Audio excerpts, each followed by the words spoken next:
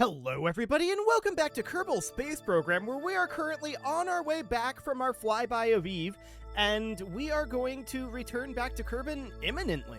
But my question is, how quickly are we going to be coming in? Well, we know it's not too bad because it's only 1129.2 meters per second to put ourselves in a very solid re-entry position.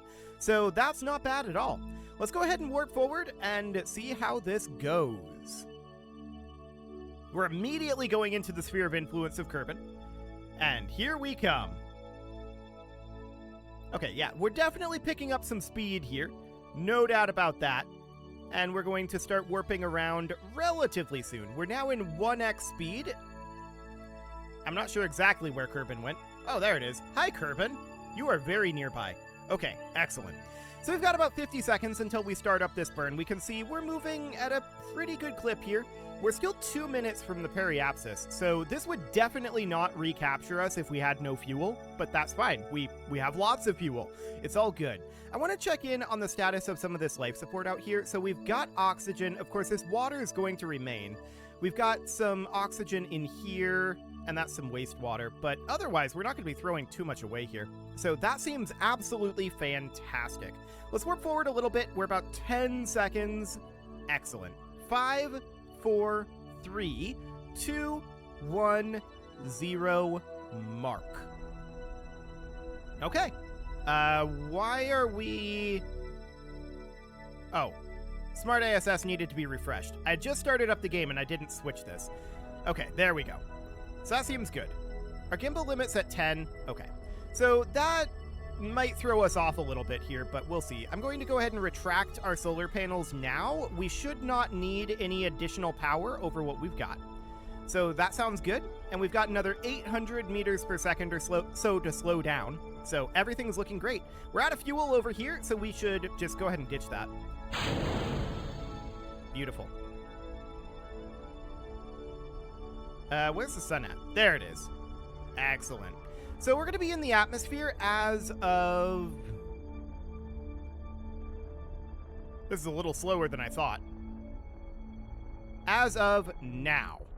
Beautiful. We're now in the atmosphere of Kerbin, and we're at a pretty manageable speed, all things considered. Okay, so we've got 655 more meters per second. We can see our time to periapsis is quite low and ticking down. Oh, we went back into space? Okay, our apoapsis is going to be in about 20 seconds here. That's surprising to me, but it's absolutely okay. I didn't realize that we had actually passed our periapsis there. It's because of the way it was pushed around. Like, our periapsis is going to be here at 16 kilometers. We're at the apoapsis just above the atmosphere. So we're going to dip back into the atmosphere here. We need to put ourselves at surface velocity minus at this point. Okay, so that seems good, and we're of course going to re-enter the atmosphere very shortly. We've still got another 700 meters per second in this to slow ourselves down with if we wanted to. I'm not sure how much we would actually need it. That said, I would like to be coming down over water. Which means I'm going to burn this right now.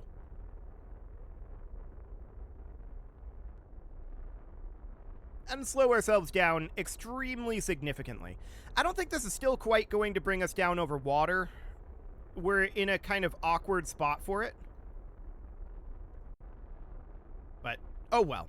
If we don't come down over water, it's fine. Let's ditch this now. And that should be okay. So at this point, we can physics warp forward. It's going to be a land landing. I would prefer a water landing with this, but it should be fine either way. We can probably jettison this heat shield if we don't want to land on it. We'll see what that feels like. Our horizontal speed is increasing right now. That's kind of awkward. Okay, so we're going to come in like so.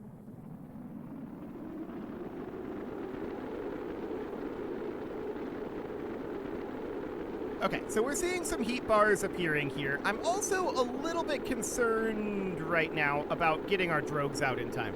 I think it'll be okay. We're slowing down pretty quickly. It should be fine. We're going to land in this populated city area. What could possibly go wrong? I'm sure it's fine. Yeah, we're going to be absolutely okay on the speed at this point. So drogues are out. Beautiful. That'll slow us down significantly. The question is, do we want to land on this kind of round heat shield? I'd like to recover it. That'll save us a little bit of money. But if we land on it, it might tip us over and cause problems, depending on how we end up landing. So there's that.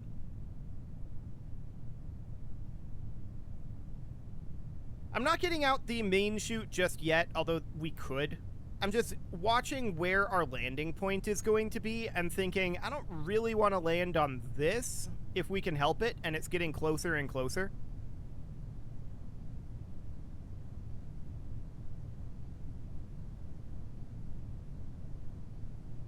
Okay, that's going to be a bit spicy. We'll get the main chute out. That'll be fine.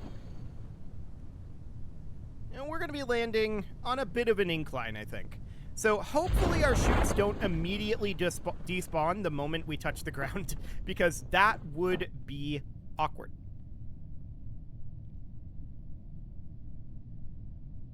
Also awkward, the speed that we're moving at. Well, the main chute hasn't deployed yet. This is only the drogues. 28.1 meters per second is a little too fast. But we'll see what that's like here in another 250 meters when the main deploys. We might have to have our Kerbals bail out. I don't know. That'd be a little awkward, but we could do it. Assuming that it actually allowed us to deploy the parachute. 12 meters per second? That's better. Okay, yeah, I'm reasonably comfortable with this. This would be a lot better if this was going to be in the water, but I'm going to leave this heat shield. Now, we could jettison it, and that would cause us to slow down a little bit more because we'd have less weight pulling down on this, but that would expose the delicate equipment in the service bay more than what already exists. I believe that the heat shield here has a higher impact tolerance than what's in this service bay. So I want to land on the heat shield, hope that the parachutes don't immediately despawn, and then tip over and roll. Because we're going to be landing on this hillside. That's the hope, anyway. Oh, look at that. There's some debris over here that survived. Okay, so let's just bring this down. We're going to impact on the heat shield, which is... It's not exactly flat, right? It's blunt, but it's not flat. So we're going to definitely tip over here. Let's see what blows up. Okay, the parachutes did not immediately despawn, and we did successfully use the ablator as a shock absorber. I love it. We'll collect any of this data that we can. I suppose we could have Jeb EVA here and grab a surface sample. Now, our main issue is that we can't do a gravity scan. I think we're better off not doing a gravity scan, or perhaps just going up here. Having Jeb EVA, and he'll let go. Come on over, Jeb. Okay, it's over on this side. We'll take this data, and then we'll log this data, but we have to do that from indoors. So, Jeb, I want you to hop yourself in. There you go. Excellent. So that looks good. Jeb is now inside, and we can grab our gravity scan here for an additional 6 science. So that looks perfect, and we're kind of using these as AirSat's landing legs now, so that's fantastic. Let's recover this, and that's going to be a big part of our investment that we're able to recover there, so that's great. So we didn't get to recover the heat shield, but we did manage to use it as a litho breaker, so that's fine. I do enjoy successful litho breaking. It's great. So, that's 1607.2 science. That's phenomenal. So we got a decent amount of funds from the recovered parts, and of course, we got a world first milestone here to return home from a flyby of Eve, first scientific data from Eve, escape the gravitational influence of Eve, and we did actually have a return trip on that contract parameter. Okay. Excellent. So now the question is, do we have enough money to keep working on our primary mission? Probably, but I want to check in to mission control here and see if there's anything that we can do for communications satellites. This is basically all about Eve right now. I don't really want to go do stuff on Eve. This is just orbit Eve, but then also return from the orbit of Eve. We could do this with a robotic vehicle. That's a distinct option. I don't know that I want to do that right now. We've got a decent amount of money. What's our current one? Moonstone? Sure. We could do that at some point. Does this expire? It does, in 5 years. So that's absolutely noted. We probably should have done this before going to Eve and wasting 3 years, but, you know, it's fine.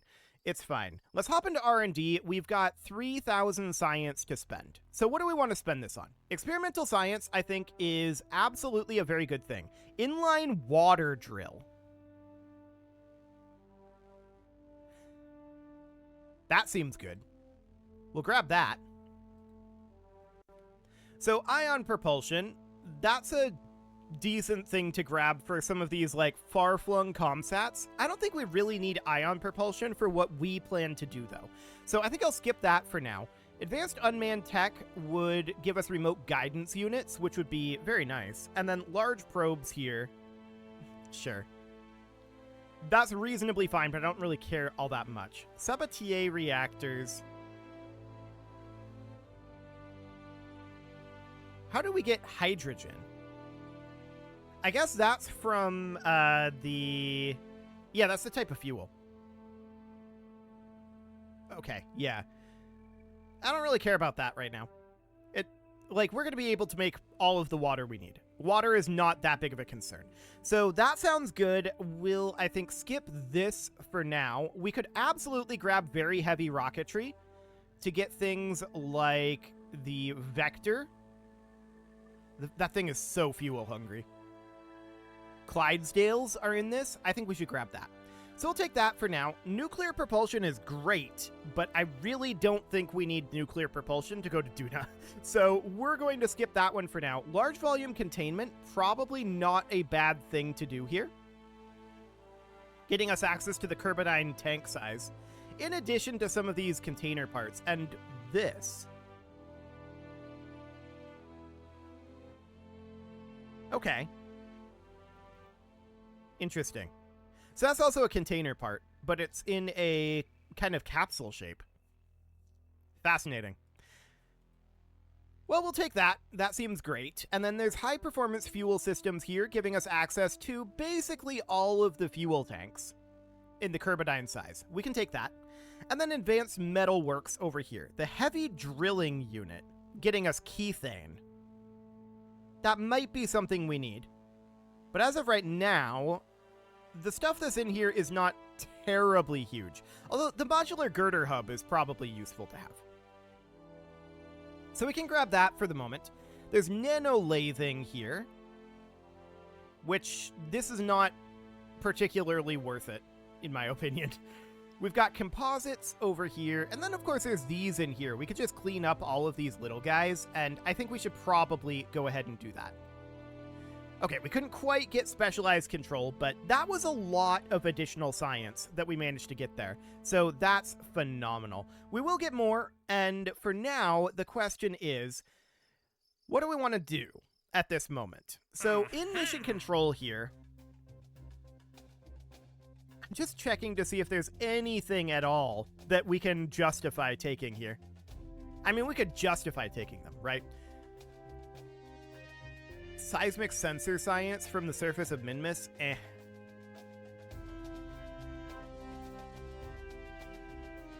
Well, if we're gonna do this Moonstone contract, we can do this at the same time. It doesn't have to stay on the moon, right? It just has to fulfill all of this. So we can do that, land on the moon with this, and that would be great. This is a volcanic rock from Eve. That's not going to happen. We are not doing an Eve landing. We don't have time for that. So that's absolutely fine. seismic data from the moon. We have some, but I don't really want to do that either for right now. So I think for the moment, all we need to do is we need to do that surface outpost on the moon and the moonstone. So what biomes are moonstones in? Contracts. This does not say. Is this in any biome? Maybe. Well, for now, that's fine. We can always just run, right? So as far as the contract goes, I think we have...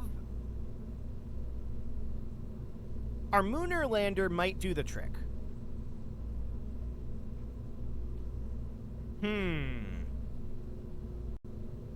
Yeah, this would support 5 Kerbals. It needs to have a docking port, which it has 4 of, for weight reasons. And it needs to be able to have an antenna, which it has. It needs to be able to generate power. It supports 5 Kerbals, and we would just need to land this on the moon. So this should work just fine.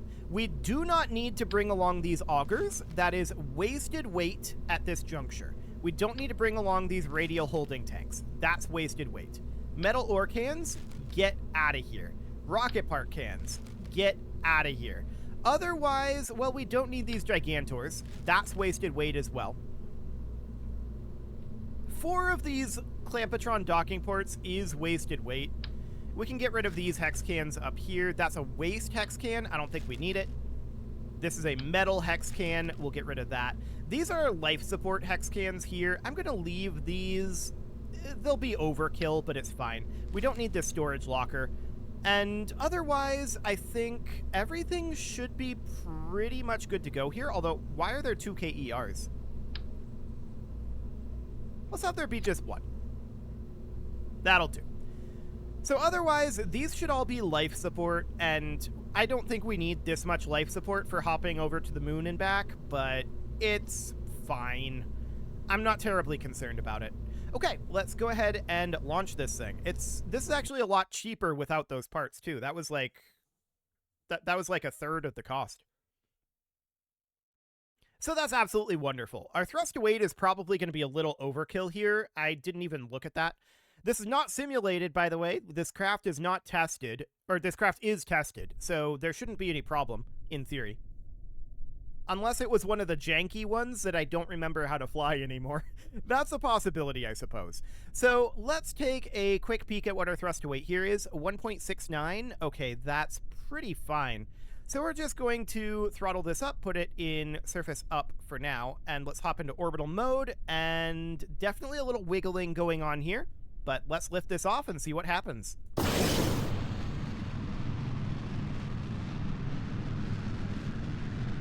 Yeah, that's a bit of an interesting takeoff. But it should be fine. I'm not terribly concerned about that. I'm going to go up until an apoapsis height of about 10, and then we'll go to prograde. And we'll see how that feels. So this is 7, and now 8, 9, and 10. Okay, commencing gravity turn. So we're going to be accelerating quite a lot here, and we can see our apoapsis time is holding. It's going up now. Okay, good. And we're just going to punch through this relatively efficiently here. Atmosphere is definitely thinning out. We're going to have our SRBs detaching in about 5, 4, 3, 2, 1. Okay. Flight remains stable-ish. And I'm watching time to apoapsis. That's continuing to increase. We've definitely got a bit of a plasma sheath going on here. This is a little high on the thrust-to-weight ratio, but that's fine. I'm not terribly concerned about that. We're doing well on our speed, so that looks good. Better to have too much thrust-to-weight than too little, right? That's my philosophy anyway. So I'm watching our apoapsis height, and it's going up reasonably quickly. It's now at 50 kilometers, so at this point, I want to be at horizontal velocity up. And we've got a pretty hefty plasma sheath built up here. No doubt about that. We're still a little low on our altitude here. So this was a pretty aggressive gravity turn. No doubt about that. But I'm just going to continue to burn here for a little bit until this burns out. Okay, let's ditch this. And I'm going to continue to burn horizontally only until an apoapsis height of 100. As we can see, the plasma sheath is starting to lessen as the atmosphere thins out. Okay, I'm going to burn a little further than that. We're going to have some drag, so that seems fine for now. We're having trouble holding attitude without the engine burning. That's not terribly surprising. As you can see, our apoapsis height has dropped, and I would like to bring this all the way back around. Come on, reaction wheel. You can do it. You can overcome the aerodynamic forces. Maybe it can't. It's fine, though. So we're just going to go forward. As soon as we get out of the atmosphere, it'll get control. And the atmosphere is getting really thin now. So this is fine. It's just a little awkward. Doesn't actually do anything to us. So that's okay. So we're out of the atmosphere now. We have full control. And we'll extend our solar panels.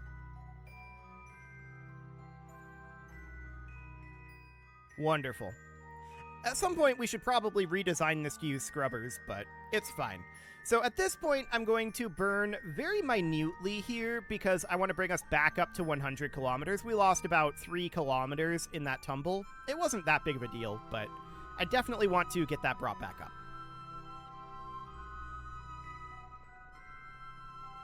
Okay, there we go. That'll do. So now we want to go over to the apoapsis and do our orbital insertion burn. So that's going to be somewhere around here. That's fine. Wonderful. We'll go ahead and lock to that node. Turning speed is a bit slow, but that's to be expected. We've got this honking great huge tank here. So that's not terribly surprising. That tank will get us to the moon, our orbital maneuvers of the moon, and a big part of our braking burn for landing on the moon. And we don't really care where we land on the moon, do we? As long as we land somewhere with a moonstone. I should look up what biomes that is in. Let's see here. Moonstone biomes. All sizes are available in all biomes. Okay, well that makes it easy. Fantastic.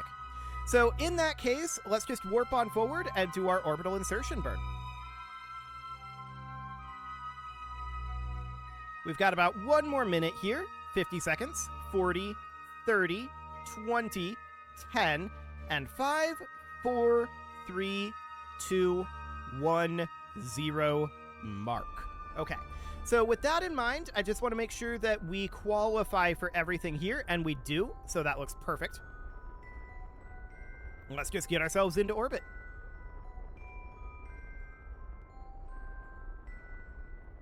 Beautiful. Entering into orbital camera mode, although we're still technically not in a stable orbit. Now we're in a stable orbit. Perfect. It's good enough. We'll call it good. So then, of course, we need to head on out to the moon. The moon is located here, so just eyeballing this sometime around here is probably about the right time. So yeah, that seems approximately correct, but this periapsis is pretty off. Let's just dial that in a bit. Okay, 20 kilometers is pretty okay. Sure, that seems fine. So just align to that node. It's going to be a bit of a slow turn as we've still got a lot of fuel in this tank, but this is going to burn over half of it, so that will definitely help matters. How's our power doing? Electric charge is fine. No problems whatsoever there. I like it. Okay, let's warp on forward until we get to this what do we call this? A translunar injection burn? Or I guess a transmoonar injection burn?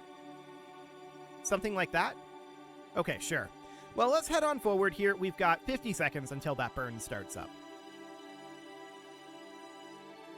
So now 4, 3, 2, 1, 0, mark. And we're watching for the moon to be popping out right over here. That should, in theory, be happening here in a moment. But we're angling for a pretty low orbit here, so it might be a little delayed. But let's warp on forward. Okay, maybe quite delayed.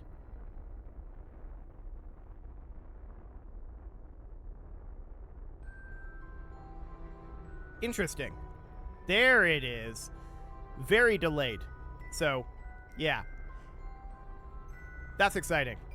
Usually, if I don't have access to maneuvers, my indicator of when to burn prograde is when you just start to see the moon coming out. So you can see here, this is going to give us definitely a much lower orbit over the moon, which is what we're going for. That's exactly the target. So that sounds good. That was just later than I expected it to be, but that's fine. So we've got about 2 meters per second left. I want to hit this pretty accurately, so let's just do that. 0.3 meters per second. Very, very small amounts of thrust here. Awkward autosave time was awkward. This should be good. We'll put it in kill rot, and let's see what we've got. 23 kilometers. I can live with that. So that sounds good. Our next target, of course, will be at the periapsis here, and we can add a maneuver here and just bring this down to a circularized orbit to be somewhere around here. We can even drop our periapsis down a little lower than this to be around 10 or 15 kilometers. Maybe not 10.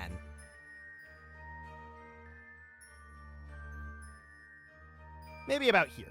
That seems approximately correct. I'm just putting it over here because of where the light is. I might change that later. It is time to put a cut in here, so I'm going to go ahead and do that. And next episode, we're going to land on the moon, grab a moon rock, and come right on back home. I don't expect to be there long. You can leave your offerings to the engagement gods in the form of likes, comments, subscribes, and bell ringings. And a very special thank you to all of the channel members for making this video possible, including ALS Gamer, Dark Horse, Ethan Feldman, Upper Cumberland Gamers, Nick Smarty, Dimitri H, Punching the Microphone, The Lounge STL, and all the rest. And of course, you. Thank you for watching. If you'd like to support the channel, you can click the join button down below the video, and as always, I will see you all next time.